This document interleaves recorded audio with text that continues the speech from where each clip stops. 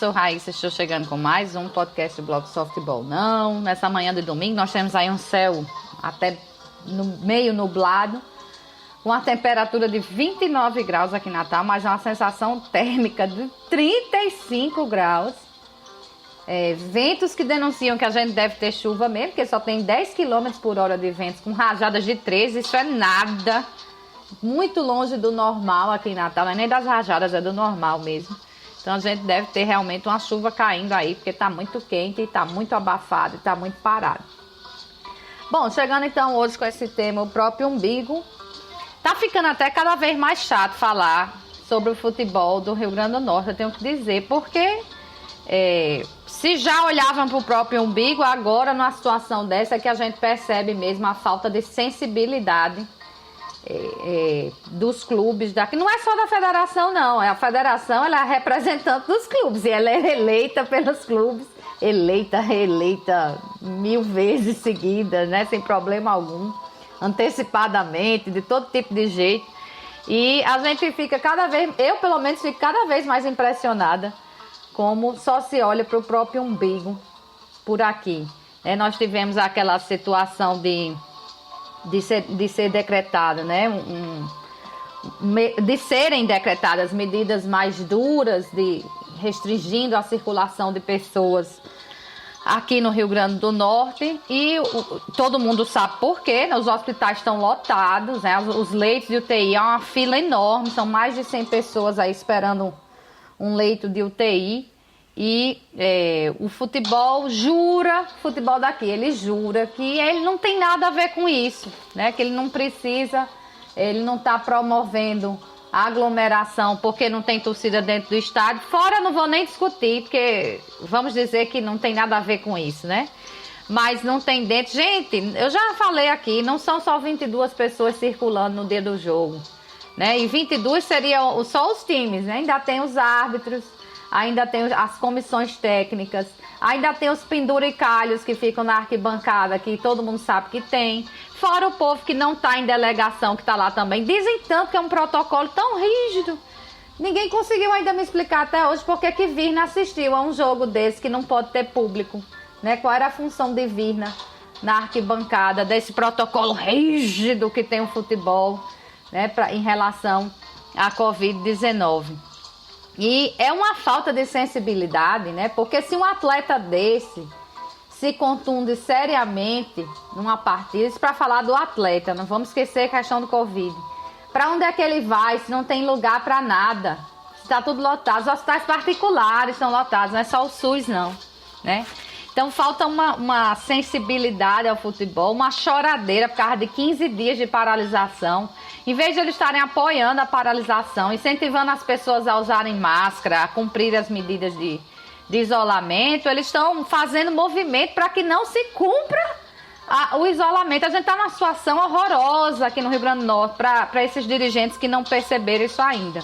Mas a gente percebe que a questão é do próprio umbigo, né? Porque primeiro o presidente da federação, ele é secretário de Álvaro Dias.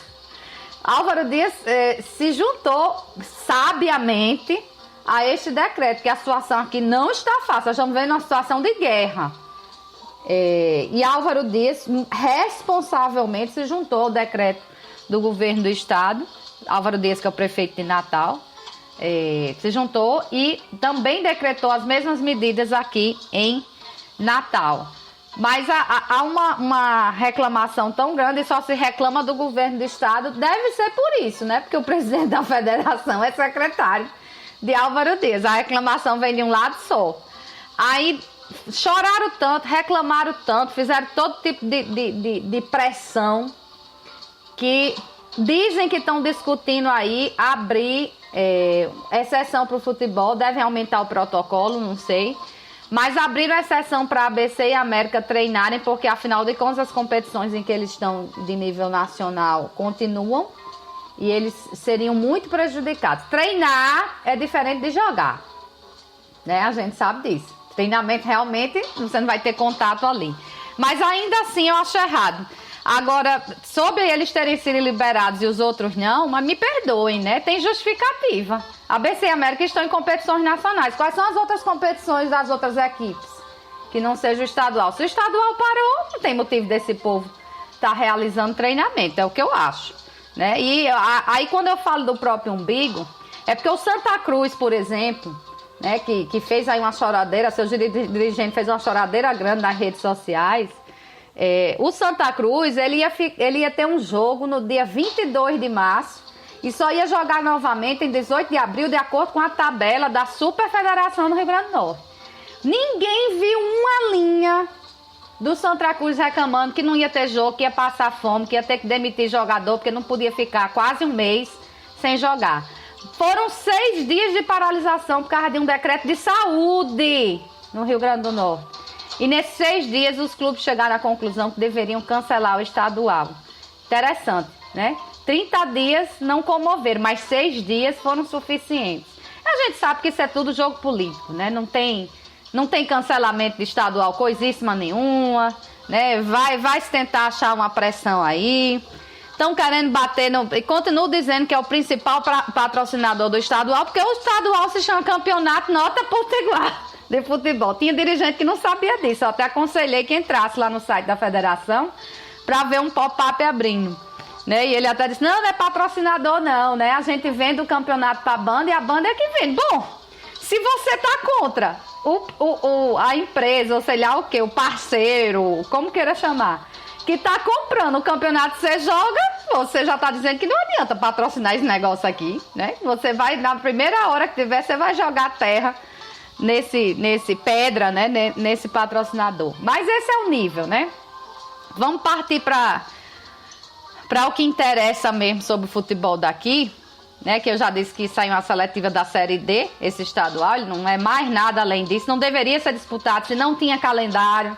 Se eu for ficar aqui falando, a gente vai levar o podcast todinho falando dessas questões que são as óbvias e não precisa.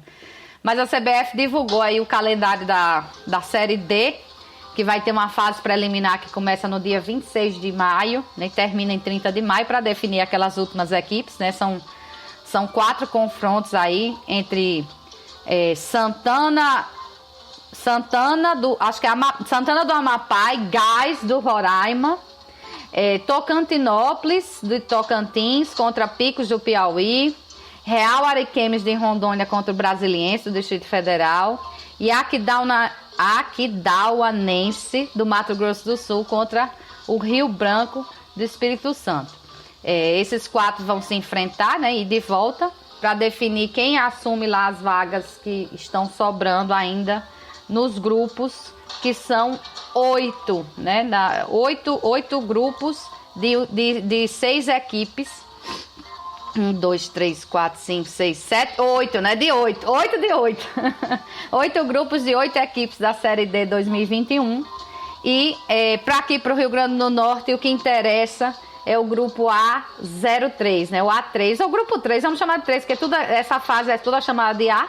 O grupo 3 é o que interessa, que ele tem 13, ABC e América, Salgueiro, Souza, Atlético do Ceará, Caucaia do Ceará e Campinense, né? Então, nós temos aí a perspectiva de 2 clássicos para o Rio Grande do Norte e 2 clássicos para Paraíba, né? Clássicos fortes dentro desse grupo. Tem gente dizendo que esse é o grupo da morte, por isso, né? Porque vai ter o clássico ABC e América 2 vezes e vai ter o clássico 13 Campinense também, que movimenta muito a Paraíba, também 2 vezes. Então não dá para arriscar o que é que rola aí. Ninguém tem dúvida que a Série D precisa de uma preparação melhor. Há tempos que eu reclamo isso daqui, que o estadual ele atrapalha, ele não prepara, né? O estadual daqui ele só atrapalha. E agora enfiaram o estadual aí num calendário que não cabe, não tem data, tanto que ele ia ficar mais de um mês parado esperando definição aí de Copa do Nordeste e Copa do Brasil, para poder terminar o primeiro turno.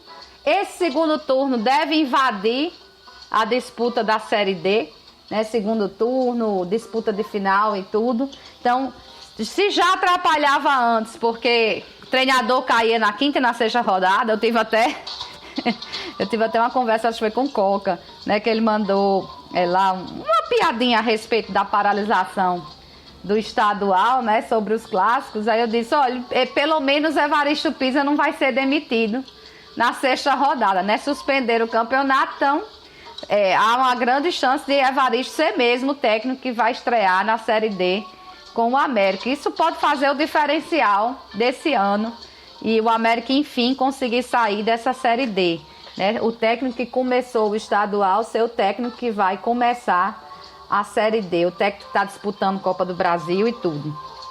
Esse pode ser o diferencial, porque isto não aconteceu nas temporadas anteriores. Até Moacir, que chegou a conquistar o estadual, ele não estava aqui no início do campeonato, ele não fez pré-temporada, né? Então, pode ser que haja alguma diferença nisso.